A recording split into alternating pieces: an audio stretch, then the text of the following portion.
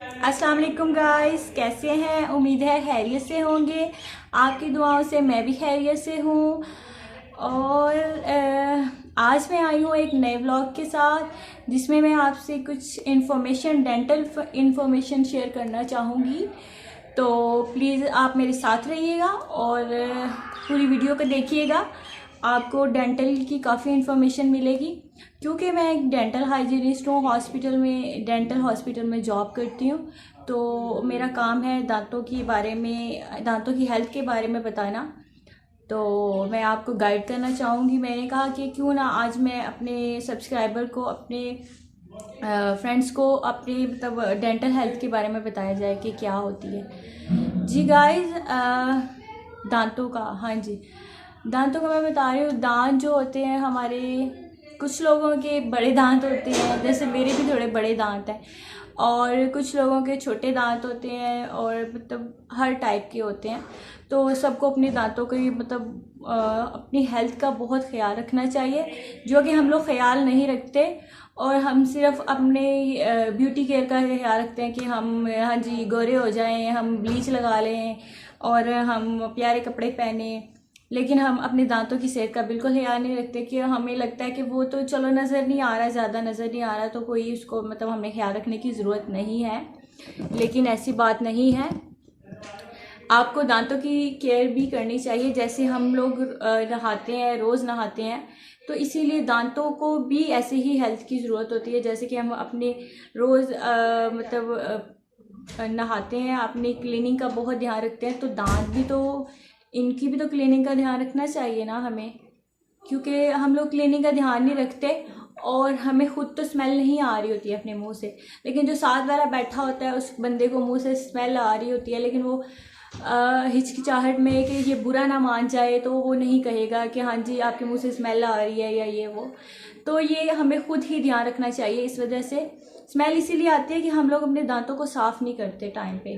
दांतों की सफाई का बहुत ख्याल रखना चाहिए। दांत जो है वो दिन में 2 दफ़ा साफ़ करने चाहिए कम से कम। अगर आप 3 टाइम साफ़ करते हैं तो वो बेस्ट है। एक आप सुबह नाश्ते के बाद करें, ठीक है, और एक आप करेंगे डिनर से पहले, जब आप सब कुछ खा के सो जाएंगे तब।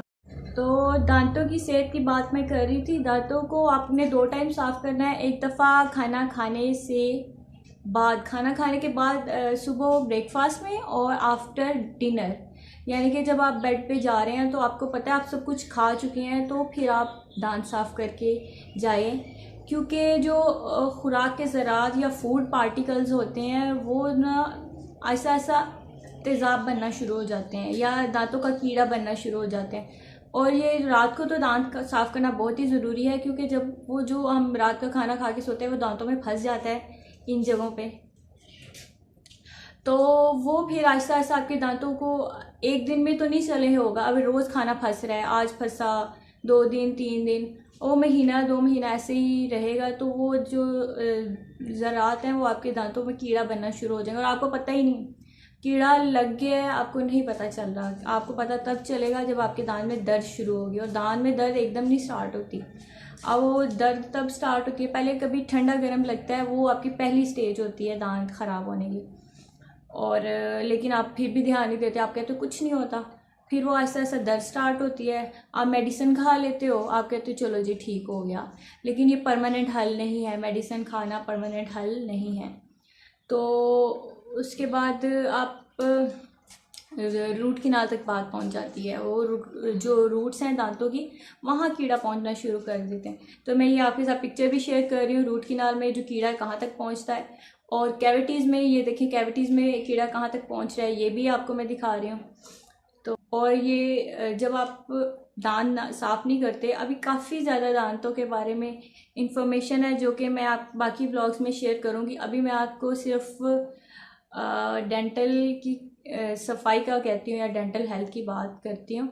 तो उसके लिए आप बस 2 टाइम दांत साफ़ करें, और अगर आप साफ़ नहीं करेंगे तो जो है वो दांतों पे प्लाक जमना शुरू हो जाएगा, जिस जो येलो येलो सा होता है। आपने कभी सुबह उठ के देखा हो, तो दांत से आप ऐसे चेक करें नाखून से, तो आप देखेंगे कि आपके वो येलो सा आता है जो दांतों में फंसा होता है, तो वो जो होता है प्लाक होता है। लेकिन हम उसका वो इसलिए कि जब हम ब्रश नहीं करते तो वो सॉफ्ट होता है, जिसको हम ब्रश से साफ़ कर सकते हैं। लेकिन फिर आहिस्ता आहिस्ता ऐसी स्टेज आती है कि वो प्लाक जो है वो कुछ दिनों में कैलकुलस बन जाता है। कैलकुलस मतलब सख्त हो जाता है, और वो सख्त होते होते पत्थर की तरह हो जाता है। ये देखें जी, ये कैलकुलस में और प्लाक में फ़र्क है। जो कैलकुलस होता है वो सख्त होता है और वो दांतों पे येलो येलो जम जाता है, और वो ज़्यादा जो जमता है इस सरफेस पे दांत की जमता है। और हम लोग मुंह नहीं खोलते किसी के सामने के, किसी को बुरा ना लगे, वो यहाँ पे जम जाता है। तो ये इस वजह से कि हम लोग ब्रशिंग नहीं कर रहे मॉर्निंग में, नहीं चलो हमने कहा हफ्ते में एक दफ़ा कर ली या एक दिन बाद कर ली, तो वो फिर इस तरह आहिस्ता आहिस्ता जमना शुरू हो जाता है। और वो फिर जो कैलकुलस है वो आपके दांतों की जड़ों तक जाना शुरू हो जाता है, और जो गम्स हैं वो दांतों से हटना शुरू हो जाते हैं। और जड़ें जो हैं आपकी नज़र आ, एकदम नहीं होगा ये, 2 साल 3 साल 4 साल, और जड़ें आपकी नज़र आना शुरू हो जाती है। अब जब जड़ें नज़र आ रही हैं तो वो दांत हिल जाएंगे। दांत हिल रहे हैं, दांत, फिर आप कहते हो मेरे तो दांत हिल रहे हैं। वो दांत इसलिए हिल रहे हैं कि आप लोगों ने सफाई का ख्याल नहीं रखा, और जब वो पत्थर जम गया है तो वो फिर ब्रश से नहीं साफ़ होगा। आप कहते हो हाँ जी ये तो साफ़ नहीं हो रहा, वो इसलिए कि वो सख्त हो चुका है। उसके लिए आपको स्केलिंग की ज़रूरत होगी। स्केलिंग जो है वो आपको हॉस्पिटल, डेंटल हॉस्पिटल से ही या डेंटल क्लिनिक से आप करवा सकते हो। तो डेंटल क्लिनिक में जाना है, आपने स्केलिंग करवानी है, उससे आपके दांत वो जो येलो येलो जमा है वो उतर जाएगा। तो और आप ये ना कहें कि नहीं जी वो स्केलिंग से तो दांत हिल जाते हैं, दांत वो आपके पहले ही हिल रहे थे क्योंकि आपने सफाई का ख्याल नहीं रखा। लेकिन वो जो पत्थर जमा हुआ है ये वाला, वो दांतों को ऐसे जोड़ के रखता है। अगर देखें मैं यहाँ मेरा पत्थर जम गया है और ये दांत हिल रहे हैं, लेकिन उन्होंने इसको जोड़ दिया ऐसे। जब मैं वो पत्थर उतारूंगी तो वो दांत वापस हिलना शुरू हो जाएंगे। लेकिन हम वो पत्थर को लेके तो नहीं मुंह में घूम सकते, वो तो वो स्मेल कर रहा है, मुंह से ब्लीडिंग हो रही है, गंदा लग रहा है। तो उसके लिए आपको स्केलिंग ज़रूरी है, और ये आपको साल में कम से कम एक दफ़ा स्केलिंग करवानी चाहिए, या 6 महीने तो ज़रूरी है। मैं भी करवाती हूँ और इससे कोई नुकसान नहीं है। हाँ, अगर आप 6 महीने साल बाद करवाते हैं तो कोई मसला नहीं है। सेंसिटिविटी होती है कुछ लोगों को और कुछ को नहीं, मुझे भी होती है, 1-2 दिन होती है, लेकिन फिर ठीक हो जाता है। तो वो आप उसके लिए पेस्ट भी होती हैं, वो आप यूज़ करो। हाँ, लेकिन अगर आप स्केलिंग ही नहीं करवा रहे और आप 20 साल में एक दफ़ा आप स्केलिंग करवा रहे हो, 10 साल में, तो फिर आपको वो पत्थर जमा हुआ है तो वो फिर आप खुद उसके ज़िम्मेदार हैं। आप फिर डॉक्टर को नहीं कहेंगे हाँ जी आपने स्केलिंग की थी मेरे तो दांत हिलना शुरू हो गए। वो स्केलिंग से नहीं हिले, वो आपकी लापरवाही से हुआ, आप दांत साफ़ नहीं कर रहे थे, वो पत्थर जम गया तो आपके दांत हिलना शुरू हो गए हैं। तो इसका अभी जिन लोगों का चलो ख़राब हो चुके हैं, लेकिन आप जिनके नहीं हुए वो अब एहतियात करें कि 2 टाइम दांत साफ़ करें, 2 नहीं तो 1 टाइम तो करें।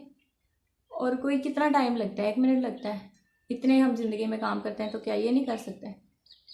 1 मिनट 2 मिनट कर लो। ये जो टूथ पेस्ट होता है ये दांतों का साबुन है। जैसे हम साबुन यूज़ करते हैं हाथ धोने के लिए, मुंह धोने के लिए, इसी तरह ये दांतों का साबुन है। वो जो दांतों पे प्लाक येलो येलो जम गया, खाना जम गया, तो वो इससे उतरता है। तो उससे उतरता है तो हम रोज़ के रोज़ आप दांत साफ करेंगे तो वो जमेगा ही नहीं। हाँ, कुछ लोगों का फिर भी जमता है, मैं भी करती हूँ, मेरा भी जमता है। लेकिन ये कि जब आप नहीं करते हो, ज़्यादा नहीं साफ़ करते, तो वो फिर जल्दी जमता है। और अगर आप रोज़ साफ़ कर रहे हो तो फिर वो साल 2 साल में एक दफ़ा थोड़ा सा आपको स्केलिंग करवानी पड़ती है, इतनी ज़रूरत नहीं पड़ती। वो इसलिए जमता है कि जो हमारा ब्रश है इन जगहों पे नहीं पहुंच सकता। इसको इंटरडेंटल कहते हैं। इंटरडेंटल जो जगह है, 2 दांतों के बीच की जगह को होते हैं इंटरडेंटल। तो यहाँ पे वो फंस जाता है जो ब्रश से नहीं साफ़ होता, कुछ खाना जो होता है।